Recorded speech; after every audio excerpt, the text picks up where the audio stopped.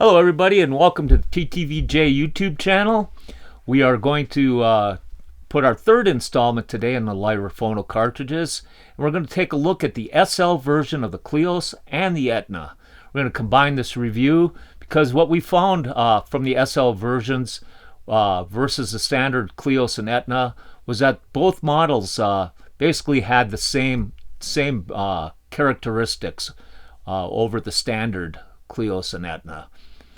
The standard versions of these cartridges offer a more dynamic, powerful presentation of the music than the SL version. The SL version is smooth as silk and beautiful, but has special requirements from excellent gear. The most important factor for which cartridge to choose between the standard and the SL is really comes down to the gear you're going to use it with. If you do not have a phono stage capable of about 72 dB gain and a very low noise floor, the standard model is what you should be looking at. If you do have a phono stage equipped to handle low output cartridges and the sound characteristics we are describing for the SL version are what you like, or what your ears like, the SL version is a very good choice also. Both Lyra and I recommend the standard versions unless you have a capable system, one that's really designed to produce with a very low output cartridge. The difference between the standard and SL versions are the number of coils used. The Kleos SL has a coil setup of a single layer 6N high purity copper, square shaped, chemically purified, high purity iron former, and a 2.7 ohm self impedance.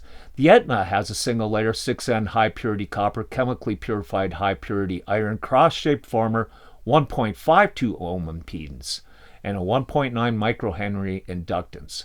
The standard versions have a double layer of coils, and with the Kleos a 0.5 millivolt output and a 0.56 millivolt output with the Etna.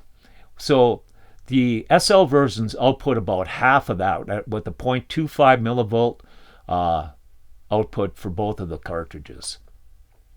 The best way to describe the SL versions is the music flows with a very natural presentation. Frequencies are seamless with no noticeable boost or drop off at any frequency. Silky smooth was all I could think of while I was listening. What was somewhat lacking was dynamics. Detail was excellent, but presence was just a bit recessed. It is kind of a light version with all the speed of the standard version. I personally am more of a rock and roll guy, and the standard version brought the body of the music more to life to my ears.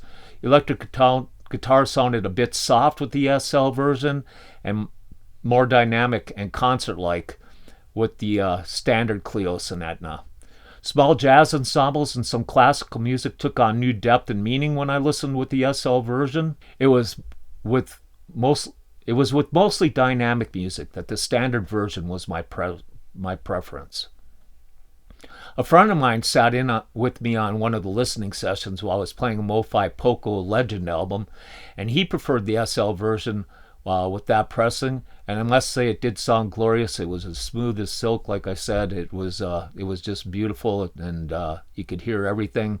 It was a great listen, though I do think that I personally preferred the standard version with a little bit more body to it. Sound staging and imaging seem to be about the same, though the SL version and its smooth sound may have a slightly more stable sound stage. Kind of hard to say they were both so good. The sound staging and imaging was precise, and the sound stage was realistic and it was very big and it had great depth. It is impressive how good these cartridges present a live performance. Really sounds like it's live. We tracked all of the cartridges at approximately 1.7 grams with excellent results. We used our esoteric EO2 and Sutherland Dose Locals to test these cartridges and a wide assortment of music. Many audiophile pressings as well as standard pressings bought over the years were used to do this analysis. My final evaluation of the standard versus the SL version is that the vast majority of vinyl lovers should go for the standard version. It integrates easily into most systems, and while you may get somewhat better results with the SL, it really takes quite a system set up with high gain, low noise phono stage to experience the benefits.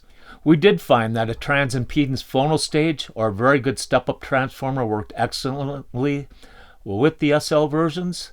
If you're one of those audiophiles who has the right system and an ear for smooth flowing music, the SL may just be your ticket. Either way, you can't go wrong. Whether it be a Kleos or Etna standard or SL version, these cartridges deliver music to my ears, and they will to your ears also. Thank you for watching and listening.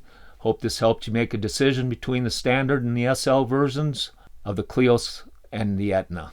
Thank you.